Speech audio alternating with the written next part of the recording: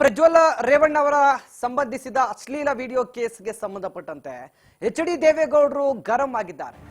ಸ್ವತಃ ಮೊಮ್ಮಗನ ವಿರುದ್ಧವೇ ಎಚ್.ಡಿ. ದೇವೇಗೌಡರು ಫುಲ್ ಗರಂ ಆಗಿರುವಂತದ್ದು. ದೇವೇಗೌಡರ ವಂಶದ ಕುಡಿ ಪ್ರಜ್ವಲ ಕೃತ್ಯಕ್ಕೆ ಈಗ ದೇವೇಗೌಡ್ರೆ ಫುಲ್ ಗರಂ. ನಿನ್ನ ಮಗ ಮಾಡಿದ ಕೃತ್ಯಕ್ಕೆ ನಾವು ತಲೆ ತಗ್ಗಿಸಬೇಕಾಯ್ತು ಅಂತ ಎಚ್.ಡಿ. ರೇವಣ್ಣಗೆ ಹಿಗ್ಗಾಮುಗ್ಗಾ ಕ್ಲಾಸ್. ಇಡೀ ಪ್ರಪಂಚಕ್ಕೆ ಗೊತ್ತಾಗುವ ಕೆಲಸ ಮಾಡಿ ಹೋದ ಅವನು.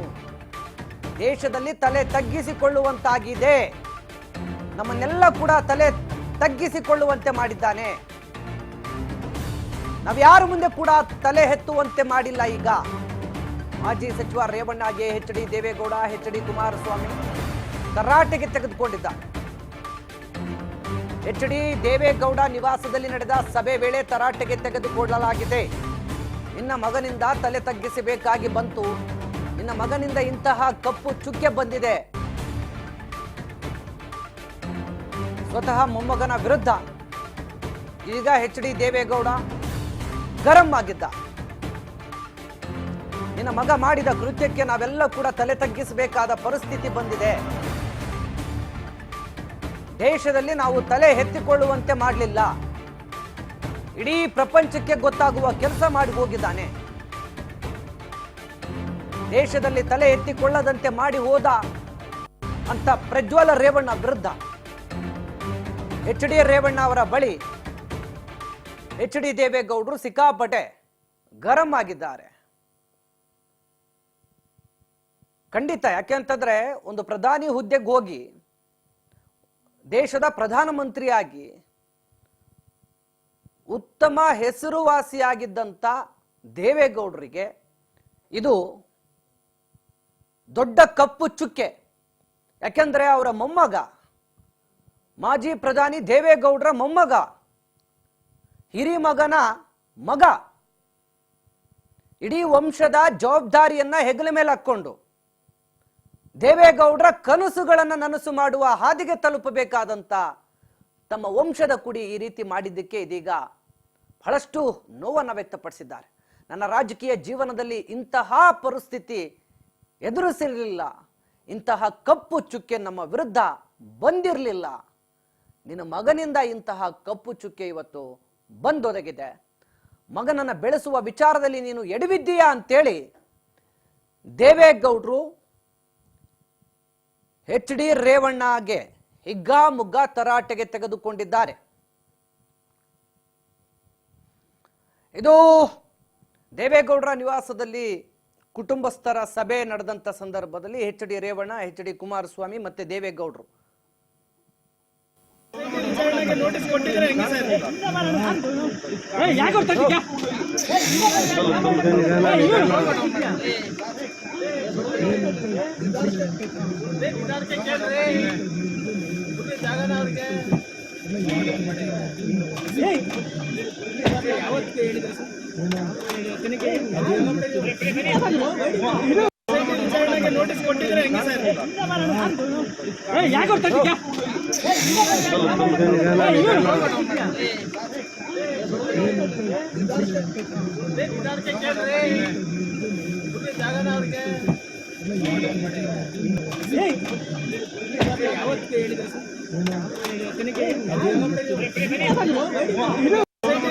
ನೋಟಿಸ್ ಕೊಟ್ಟಿದ್ರೆ ಹೆಂಗೆ ಸರ್?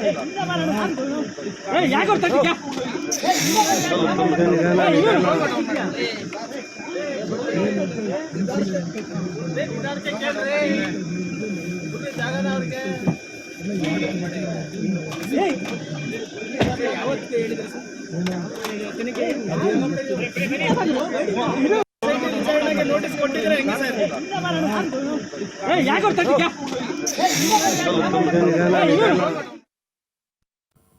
ಇದು ಎಚ್.ಡಿ. ರೇವಣ್ಣ ಅವರ ಒಂದು ಕುಟುಂಬದಲ್ಲಿ ಒಂದು ರೀತಿ ಕಪ್ಪು ಚುಕ್ಕೆ ಅಂತಾಗಿರುವಂತ ಈ ಘಟನೆ ಈಗ ದೇವೇಗೌಡರಿಗೂ ಕೂಡ ತಲೆ ತಗ್ಗಿಸುವಂತಾಗಿದೆ.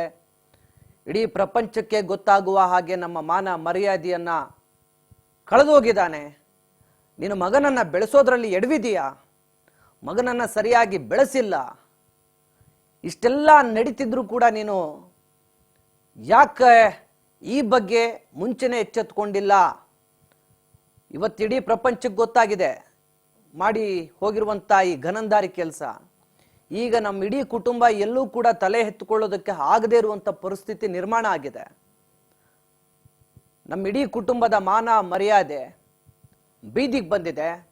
ನನ್ನ ರಾಜಕೀಯ ಜೀವನದಲ್ಲೇ ನಾನು ಇಂಥ ಪರಿಸ್ಥಿತಿಯನ್ನು ಹೆದರಿಸಿರಲಿಲ್ಲ.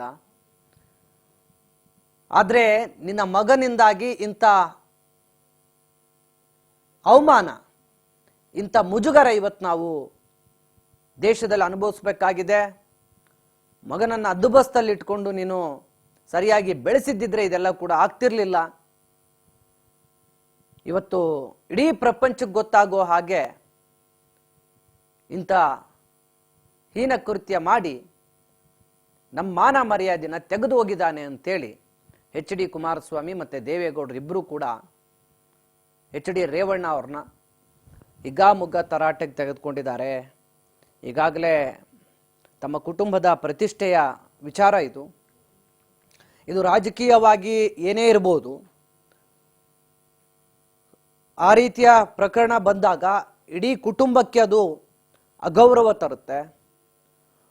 ಕುಟುಂಬ ಅಂತ ಬಂದಾಗ ಮನೆಯಲ್ಲಿ ಯಾರೇ ತಪ್ಪು ಮಾಡಿದ್ರು ಕೂಡ ಕುಟುಂಬದ ಹಿರಿಯರು ಅದನ್ನು ಫೇಸ್ ಮಾಡಬೇಕಾಗತ್ತೆ. ಈಗ ಆಗ್ತಿರೋದಿದೆ.